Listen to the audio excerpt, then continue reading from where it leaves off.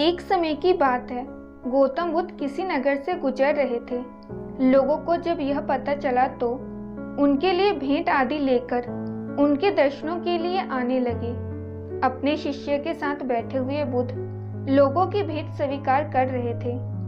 नगरों के सेठों ने उन्हें धन धान्य और स्वर्ण आभूषण उनके चरणों में अर्पित कर दिए। सभी का दान स्वीकार करने के लिए बुद्ध अपने दाएं हाथ को उठाकर इशारा देते थे।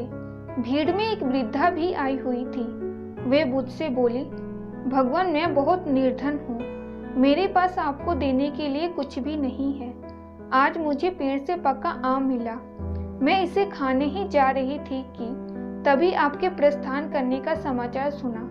उस समय तक मैं आधा आम खा चुकी थी। मैं भी आपको कुछ भेंट करना चाहती हूँ, लेकिन मेरे पास इस आधे आम के सिवाय और कुछ भी नहीं है। मैं आपको इसे ही भेंट करना चाहती हूँ। कृपया करके इसे स्वीकार कीजिए। वहां उपस्थित अपार जन समुदाय, राजा महाराजा और सेठों ने देखा कि भगवान बुद्ध अपने आसन से उठकर आए और अपने हाथों से उसका दान स्वीकार किया। वहां उपस्थित एक व्यक्ति ने पूछा, भगवान, एक से बढ़कर एक अनुपम और बहुमूल्य उपहार तो आपने केवल हाथ हिलाकर ही स्वीकार कर लिए, लेकिन इस बुढ़िया के जूठे आम को लेने के लिए आप आसन से उतरकर नीचे आ गए। इसमें ऐसी कौन सी बात है? बुद्ध मुस्कुराकर बोले, इस वृद्धा ने मुझे समस्त पूंजी दे दी है।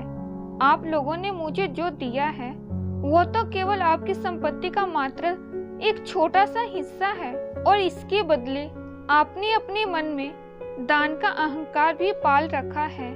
इस वृद्धा ने मेरे प्रति अपना अपार प्रेम और श्रद्धा रखते हुए मुझे ये दिया है, फिर भी इसके मुख पर कितनी नम्रता है और करुणा है। इसलिए इस स्त्री का दान आप सभी लोगों के द्वारा दिए गए दानों में बहुमूल्य है। समाज में अधिकतर लोग दान केवल इसलिए करते हैं ताकि उनको प्रसिद्धि मिल सके और उनके मन के अंदर बड़े और धनवान होने का जो अभिमान है उसे संतुष्टि मिल सके, जबकि सच्चे अर्थों में दान वह कहलाता है जो अभिमान रहित होकर दूसरों की भलाई हेतु दिया गया हो।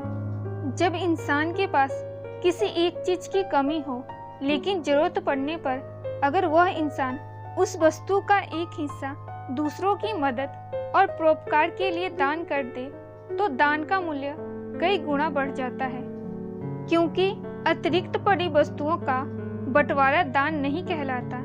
जबकि वह वस्तु जिनको आपको भी जरूरत है वे आपके पास सीमित मात्रा में है, लेकिन तभी भी आप उसको दूसरों की मदद के लिए प्रस्तुत कर देते हैं, तो आप सच्चे अर्थों में एक दानी व्यक्ति हैं।